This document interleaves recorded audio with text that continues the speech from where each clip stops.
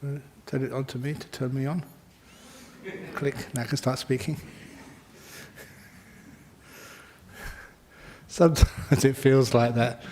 You're given so many talks for so many years, and it's like just turning the switch on and the talk comes out. But today, I wanted to do a special talk, make it a little bit different, because instead of doing the same old thing day after day, and especially the same old way of guided meditation, if you miss that, it's always online. So today, I was going to this Vesak time. There's a little Vesak meditation which I did, which was very useful. It is a bit inventive, but when I first did it, it really worked excellently. And surprise, surprise, when I first invented this was when I was in Singapore, and that I was asked to teach early in the morning at a school about something to do with Vesak, that's the birth, enlightenment, final passing away of the Buddha Day, which we're celebrating tomorrow. That's why you see all the flags out. And so I just thought it was a school.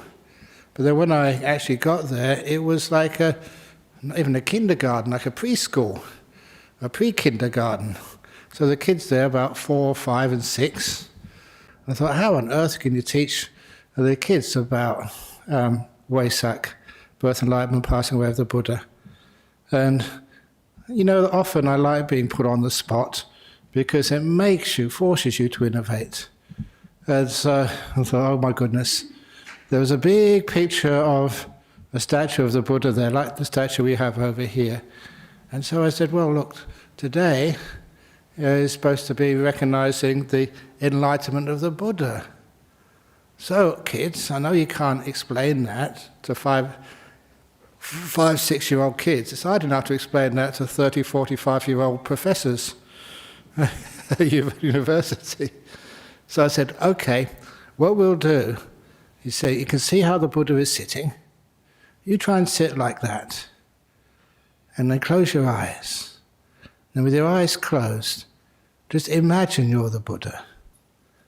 And I got this from when I was a kid, and apparently that some teachers still do this. When I was a child at primary school, that I was asked with the rest of the teachers and the rest of the kids in the class to stand up and close your eyes, imagine you're a tree.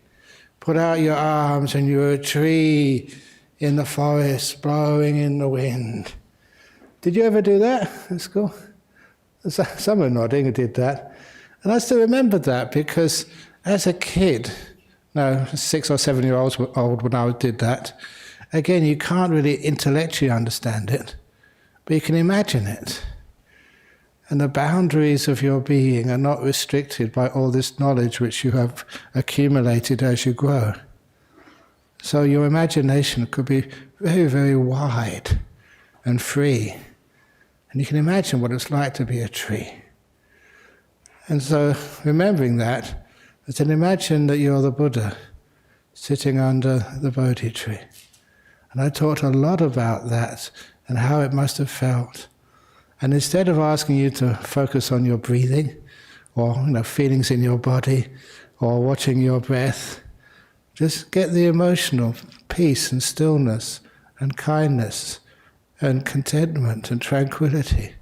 Start to arouse that inside of you. And it worked really well. The kids were sitting there, and my goodness, they were actually meditating. And they were meditating because just instead of just saying, okay, now sit still, just make yourself comfortable, watch this, watch that, or watch something else. It was using their powers of imagination and the ability just to be what they imagined. And I was just guiding what that imaginary object would be, being a Buddha, fully in line, totally at peace. And little by little, they really got into it, and they meditated a long time. But what was really interesting, because it was such a young class, many of the parents were there, and of course the teachers were there. And they really got into it. They got into it so well, they asked me, said, in the evening, I know you're supposed to be teaching meditation. Somebody else, can you teach that meditation? And I did, and that's where it started, just this imagining you're the Buddha meditation. And people loved it. Not only other people loved it, but I loved it too. Because whenever I'm teaching meditation, the other people, I'm actually doing it myself as well. So I really can feel just the peace and that tranquility. It's really cool. And so I usually don't do that too often. But because it's a Vesak ceremony this weekend, I thought, this is a wonderful opportunity to do that. It was also, I felt a little bit of, should I do that? Imagining that you're the Buddha, imagine every one of you imagining you're the Buddha. Isn't that just a bit of disrespect towards the Buddha? Because no, not at all. Just if you imagine you're the Buddha, you're not the Buddha, but you're getting some of the attributes, some of the feelings, what it must be like to be in that state. And the peace and the freedom which you can feel directly, very quickly, is well worth it. So what I usually do is a guided meditation, and it takes about a quarter of an hour, 20 minutes to get into it. And then as usual, with all the guided meditations, especially the ones on the Saturday afternoon, you try and give as much time as possible afterwards for people just to carry on. You guide people into a certain state, and then let them explore that state once they're there and enjoy themselves. So it's a little Buddha meditation. And the reason you teach many, many different types of meditation is, after a while, they're not really different. That you put one this side, one that side, you can understand how the whole process works. But also it means that when people come here, it's not listening to the same old thing again and again and again. Listen to a slightly different aspect of it, which enriches your ability to meditate and your understanding how this mind really works. So that's what we're going to do. And as usual, I have to always say this, that those of you who come to the Introduction to Meditation class, that is on the building to my right. So as you get in here, just you go out the gate, turn right, and the next building along there, that's where the Introduction to Meditation class is. This is the ongoing class. Okay, so a very quick introduction today. I think everyone's okay, so let's give it a try. So if you can get into your meditation posture as best you possibly can. And I'll usually start the usual ways, just getting you comfortable first of all. But then instead of going off the normal way I teach, then I'll get you to start using your powers of imagination, visualization. It's cool.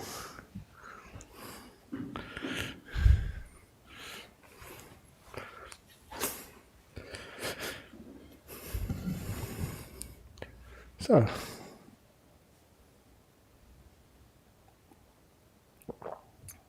great. So first of all, close your eyes.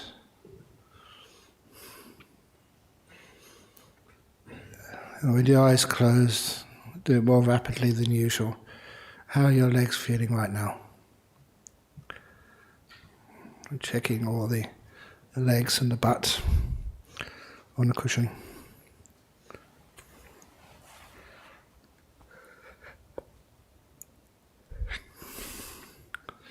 So get my legs in a comfortable spot. Not too much tightness and tension. It's amazing. Once you start awareness, you're aware of one thing and another thing.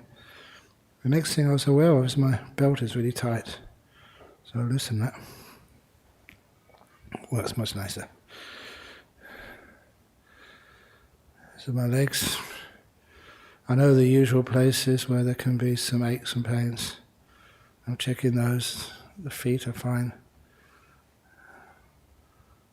The knees are not too stressed by bending. And the butt is well positioned on top of the cushion. I don't mind spending a lot of time at the beginning adjusting my body, because then I don't need to adjust it at all afterwards. It's an investment of my mindfulness to put it into the comfort of my body. And then I look at my back, again always give it a good stretch. Just get into the habit of doing that because it feels good. And then be more aware of things inside the body. Just the intestines and the organs seem to be fine. The chest, the lungs, the heart. Being aware and knowing how to calm things down. When you are aware of any muscle in the body, any organ in the body, any part of the body, you can notice it changes. But I also notice why it changes. What is the cause which makes a feeling in the body more tight? And what is the cause for things feeling more relaxed, more at ease? You can give it your own name, but it's how to relax your body. And then sometimes people say, oh, but Ajahn Brahm, you're doing things. Actually, it's noticing that because you were doing things, that's why the body was tight. And not doing things, relaxing, opening up, letting go, releasing, freeing. Those are like a not doing.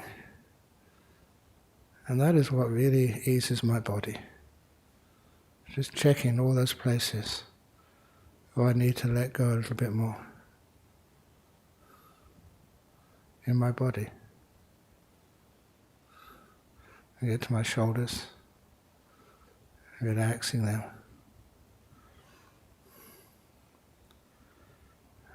Loosening them.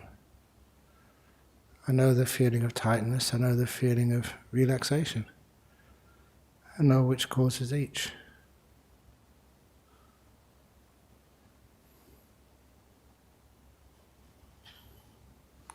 And I just quickly scan down my arms, my hands. I'm just giving to myself because I don't know why, but I always get my hands in the wrong position until I look at them. And then they become in a good position, comfortable.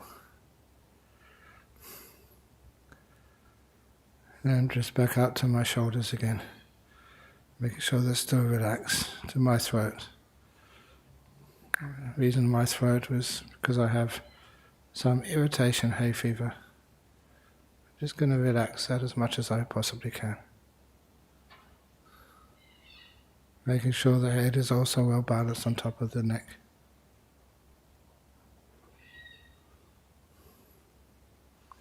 And then go to the front of the face, relaxing all the muscles in your face. So any signs of anticipation, any signs of dread, any signs of just holding the heaviness of the past, which you can see written on people's faces by the muscle alignments. And all those muscles are totally at ease and relaxed.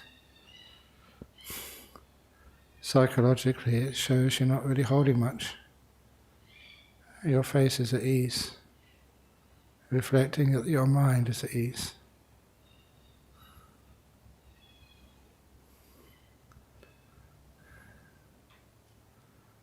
And I go to my whole body.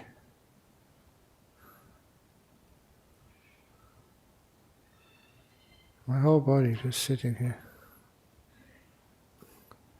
And the other place which I missed out, someone else said last night about the jaw, fine, please have a look. If it needs attention, relax it.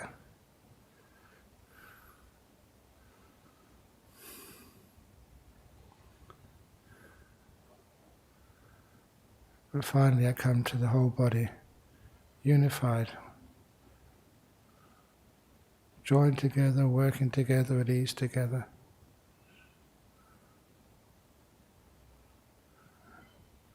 I can feel any discomfort. Focus on it, care for it. And it nearly always just gets to this beautiful state of ease.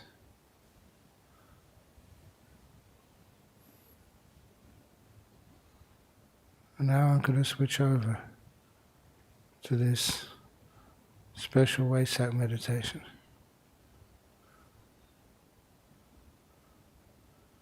So just imagine what it must be like to be a Buddha, sitting under the Bodhi tree. It's beautiful, green, lush, full of leaves tree. And it's in this park over 25 centuries ago. A beautiful park by a river, the Nirangela River, in the Ganges Valley. In those days, that park would have been so quiet, hardly anyone there. And May, in this hot season, but by the river it would feel much cooler. It was under the shade of a great tree. And the Buddha would have had this beautiful meal. According to the story, it was a meal which was made for like heavenly deities as an offering. It was given to the Buddha. He was sitting on a beautiful safu, comfortable, at the root of a tree.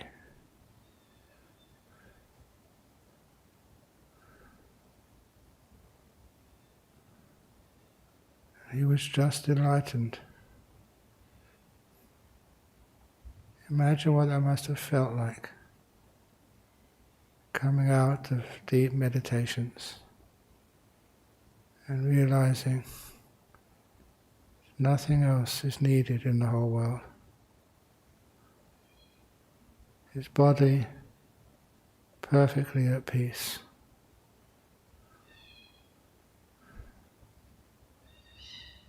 Only a 35-year-old.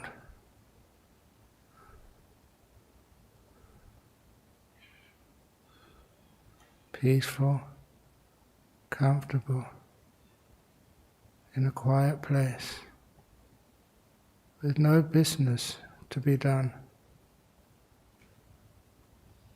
No idea of bills and work and obligations. He had no obligations at all. Perfectly free, content, at ease. No family commitments, no doctor's appointments, no concerns about work or lack of work. Just totally at ease in this moment. No destinations.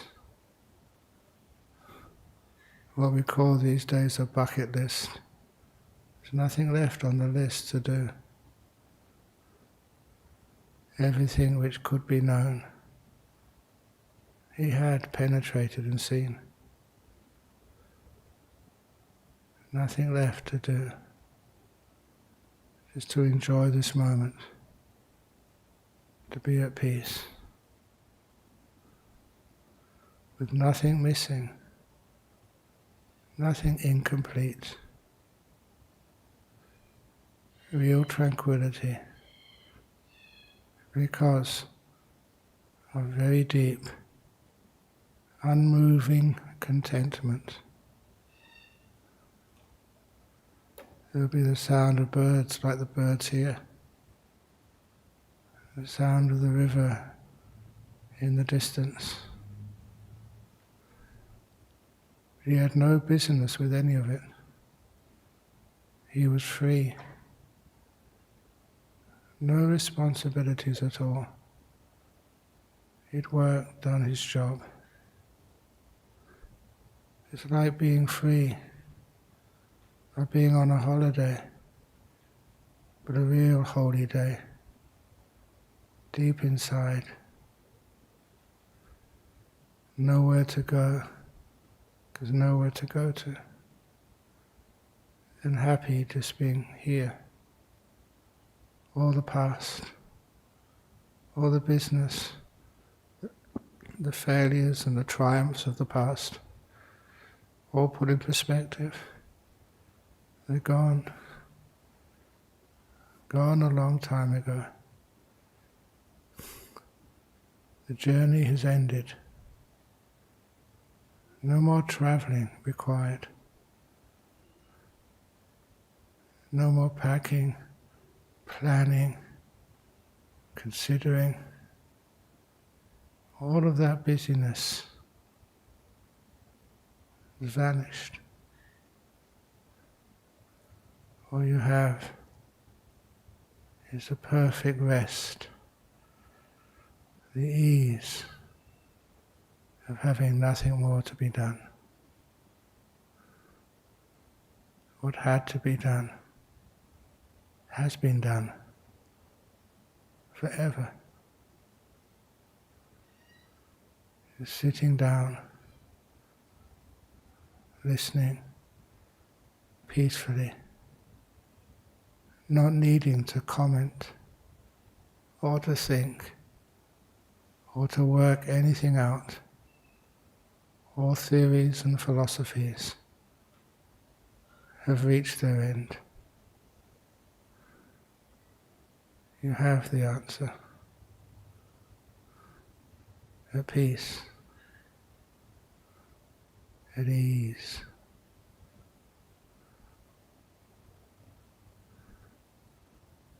If nothing is missing,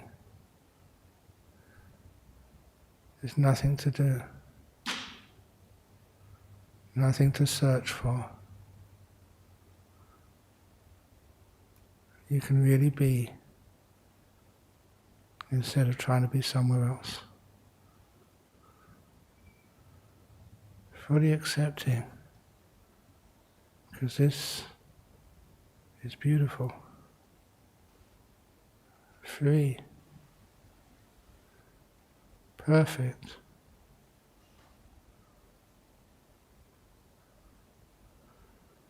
And the thinking stops. It stops because thinking is always looking at faults, things which are missing, things which need to be done. All that is over. You reach the end of the journey. Now you can relax. You don't have to go anywhere. You don't have to do anything. Really at peace. Not because you force yourself to be at peace, because there's no other option.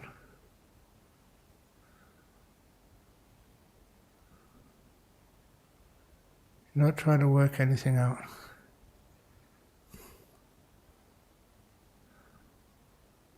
Not trying to send the mind into deep meditation. You don't need to do anything. You just are at peace, having understood.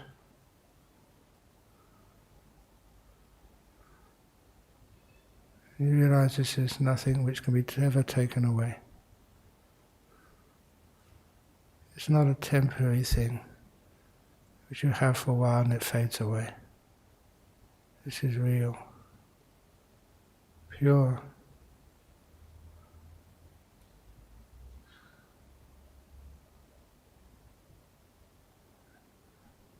And you feel there's nothing being done. You're enjoying the peace.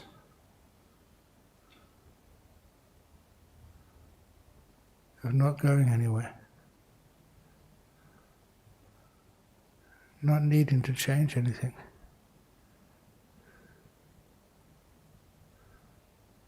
Just being here. Peaceful. At ease. Even time loses its meaning. Contentment, ease, not wanting,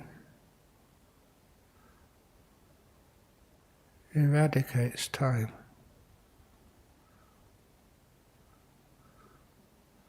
It's like you're out of a prison. You're free, at ease, liberated from the currents of wanting,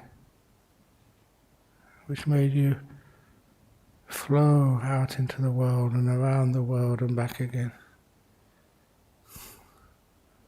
Now you don't need to go anywhere. Your mind stops moving.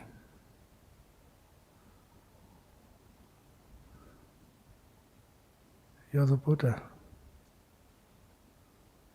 enlightened, at peace, a deep peace, a blissful peace.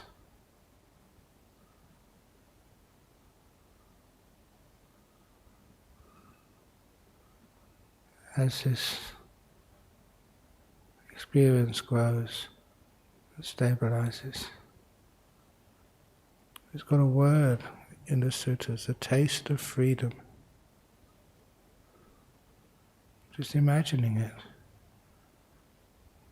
But the distance between imagination and reality is not that far.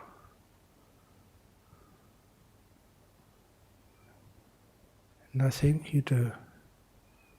Too much of your meditation, you're doing something, trying to get somewhere, trying to stop something.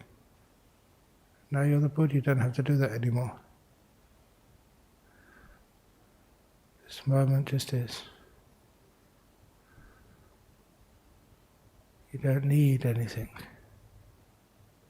You have nothing to lose.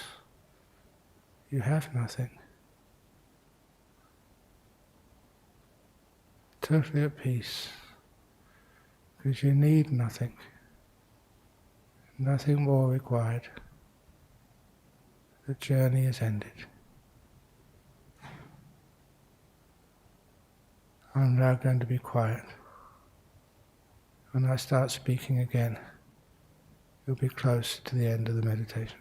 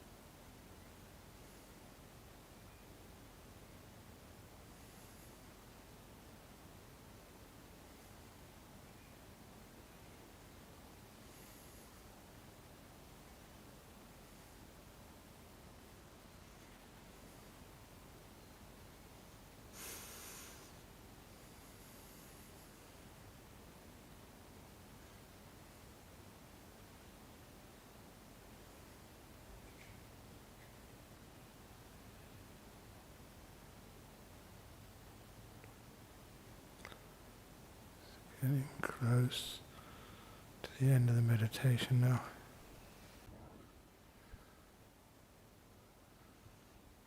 How do you feel?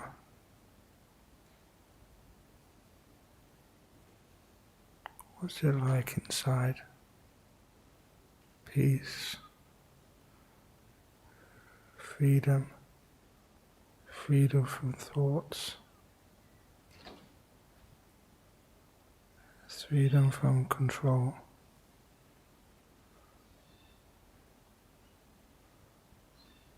What are the attributes of peace?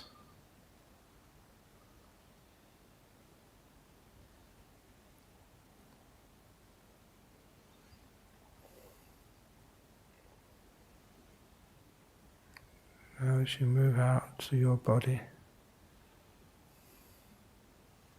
how are the legs and the torso and hands and head?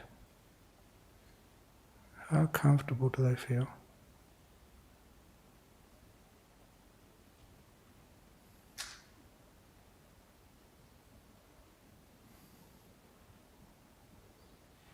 You don't hold the body still. You let it be still.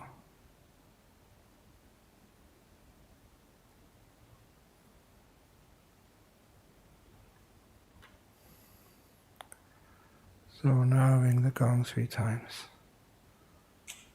When the third ringing vanishes, it's a signal to come out from your meditation.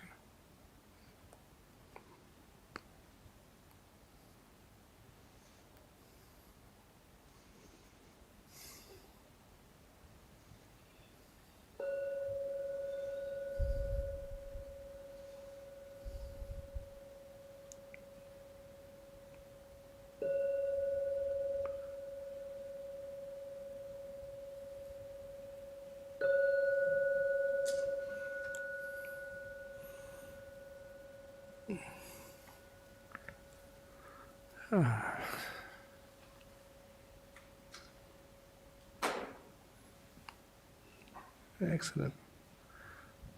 Yeah, come on. But are there any questions from the floor here?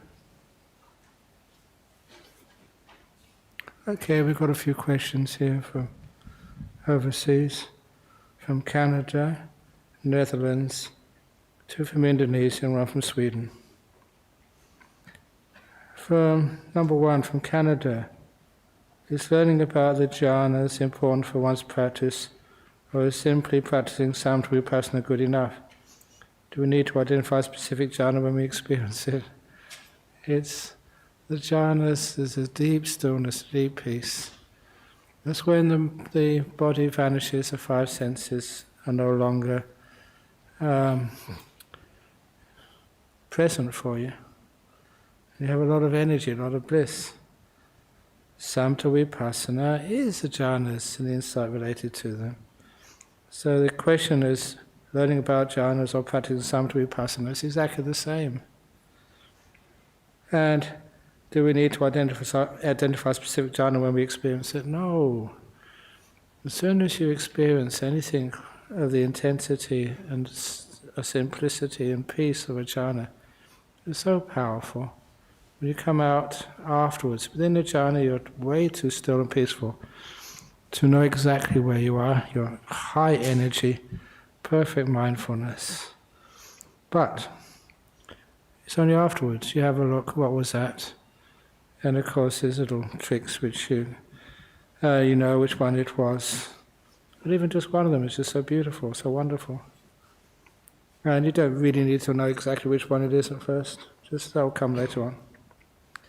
It's just what happens when you meditate. When you disappear, you let go a lot.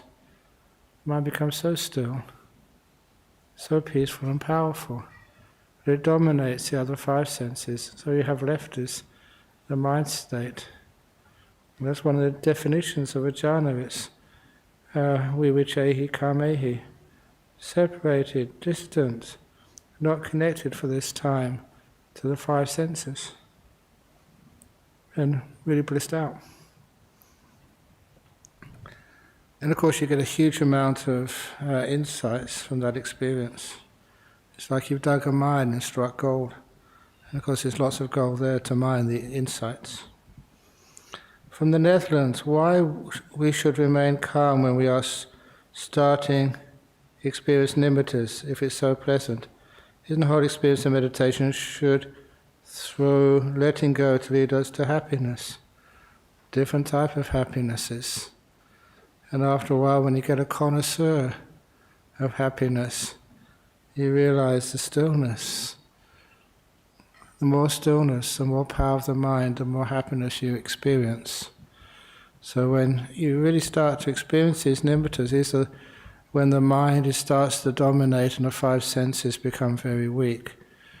There what you experience is usually beautiful lights, and very powerful, very beautiful. But excitement spoils them, and the experience can't last. And when you get excited, that's usually the hindrance, and the nimittas vanish. So you have to learn how to be at peace with these things. Otherwise they run away. The usual simile is these are beautiful animals coming out of the forest in the evening to drink by the still forest pool. But they're very shy animals. I know that people in the jungles are always afraid of wild animals. But the animals are more afraid of us. Human beings are the most dangerous animal in the forest. So if those beautiful animals, they can't really see very clearly. But they can smell and listen. If they know there's somebody there, they'll just go back into the bush and won't come out again. So if you remain calm when nimittas come, then the beautiful ones come out and they last a long, long, long, long time. And of course it gets even deeper than that as well. The whole experience of meditation should, through letting go, lead us to happiness. It does lead to happiness and incredible calm and peace and stillness. We're not talking about the mindfulness disappearing and you sleeping. It's a totally different thing. Here you are fully aware. You've never been as mindful as aware before. From Indonesia, during meditation I managed to relax my body, being kind and making peace to my mind, but thoughts keep coming in. What should I do? Let them come in, let them go out. Don't control them, don't try and own them. Stand a distance away. This is just a metaphor. When the thoughts come in, don't give them importance. They're just like clouds going across the sky. And if you give them importance, that's a good thought, that's a bad thought, wow, imagine that. If you give them importance, of course they will stay. And instead that when the thought comes in, before it came in, can you notice the silence? After it left, can you notice the silence? And after a while you find that it's not just all thoughts, there are gaps between the thoughts. Silences. And those silences are much more beautiful than the thoughts. The thoughts actually don't answer questions. They don't solve problems. The thoughts actually make more problems, more questions to be asked. But when the thoughts stop, then the answers are very clear. Okay, you make peace to your mind, but thoughts keep coming in. Just make peace to the thoughts. Don't fight them. Don't challenge them. Just take away their importance, and they'll disappear. Also from Indonesia, I'm just starting learning meditation. My question is, I'm just relaxing myself while meditating. Should I focus on one thing? Thank you. Especially if you start meditation, you do the guided meditations, it always starts to lead you on to one thing. You don't really so much focus on one thing, but you let go of everything else. So there's nothing else to really focus on. You let go of the past, let go of the future. The thinking stops, the body vanishes. You're just with the mind. And just allow yourself to be with that. In this moment, silent. And those become beautiful experiences. And you don't need to focus. You don't give the orders and control. Just the beautiful states of mind arise, joyful, profound, and they draw you in. It's their beauty pulls you into their center. Not that you force yourself into their center. It's the nature of the human mind. If you see something beautiful up in the sky like a full moon, it draws you in. People look at it because it's gorgeous. And even more so, beautiful nimittas, they pull you into them. You just let them take you. Beautiful mind. And just refocus that way. Totally natural. Lastly, from Sweden, when I meditate, I get so relaxed that I fall asleep. How do I prevent that? Don't try to prevent that, because if you're that relaxed you fall asleep, it's because your body's taken the opportunity to actually to turn off and have a bit of a rest. You probably find you're what we call sleep deprived, which means that your body's taken the opportunity to catch up on some downtime. Don't fight that, just stay with it. And after a while you'll find that instead of falling asleep, it's almost like you have just a choice, a fork in the road. And you're mindful of that. One will lead to sleep, the other one will lead to peace and awareness. And after a while, just the peace and awareness is far more joyful, far more relaxing than sleep. So you'll find the sleepiness will disappear very naturally. Don't be embarrassed about feeling sleepy. Don't try and fight your sleepiness. That just wastes more energy. Just see if you can allow the energies of your body and your mind to increase naturally by not wasting the energies. And then the mind becomes so strong, it doesn't want to fall asleep. Many times when I was young, and even sometimes these days, sometimes you get such beautiful experiences you can't fall asleep. I remember just one time, this was as a student, been travelling all day, up all night, but I was on a boat, an old fishing boat, going from the east coast of Guatemala, up the coast, the Caribbean, and watching the dawn come up on the Caribbean coast in a boat. And then we went into this river. I was on my way to those Mayan ruins in Tikal. But I remember I was just so tired physically. But the sunrise over the Caribbean was just breathtaking. There's no way I could fall asleep. It was too beautiful. You've all had experiences like that, great experience of nature, and the beauty stops you falling asleep. Now, that's the closest simile I can get to some of the meditation states. You may be physically exhausted, where your experience is just so delightful that you can't sleep. It's just too much fun. You're enjoying yourself. And of course, if it's stillness, rather than watching a sunrise, stillness is much more powerful. And it's also because you're not doing anything. Your energy comes back into your body and into your mind pretty quickly. You don't need to sleep.